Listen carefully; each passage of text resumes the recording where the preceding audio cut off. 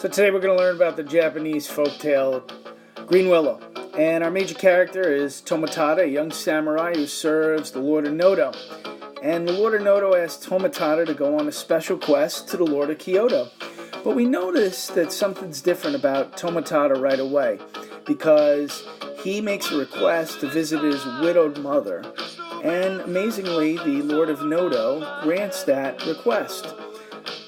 So he leaves on his journey, on his quest, during the middle of winter, and he gets caught in a heavy snowstorm. And there's no place really around that he can stay, but he does see a dwelling among the willows and knocks on the door. And the old man is honored to have him stay for the night because, being a samurai, staying with poor people, it brings honor to the house. And he meets the old man, the old woman, and their young daughter, and Tomotada was secretly happy to stay at the house because he got a chance to meet this girl. And as she's serving him during the time he spends there, he wants to see if she has the same feelings for him as he does for her. So they speak to each other in poetic rhymes, and through these rhymes, Green Willow and Tomotada express their affection for each other. But now he's in a real dilemma, and he says, alas, for the Lord of Noto's quest. And he has to complete that quest. And completing it worries him, because he wants to marry Green Willow, but he can't without the permission of his Lord, and the Lord's not going to let him marry her until he finishes his quest. So what he decides to do is marry Green Willow and hide with her in the mountains, because if he went back after his quest with Green Willow to the Lord of Noto and asked permission, he would be afraid that the Lord of Noto would try and take her for himself.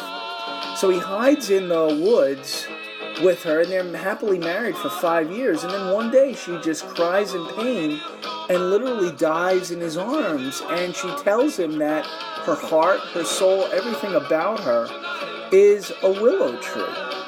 And someone at this point has cut down her tree until she literally dies in his arms.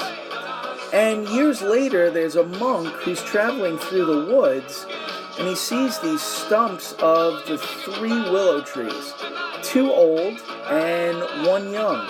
And the monk speaks to a priest nearby who knows a little bit about the memorial and explains it to him. And again, a 3rd time he says, alas, for the Lord of Noto's quest. And we discover at the end here that this old priest is really Tomotada, who never completed the Lord of Noto's quest. And the important thing to remember here about this folktale is the whole idea of repetition creating emphasis. 3 times throughout the work, the work stated that, alas, for the Lord of Noto's quest. Tomotada has this on his mind, and he's got to figure out, well, how am I going to complete this quest? And what it's trying to stress to us and emphasize is that quests can be difficult, and quests are never always completed.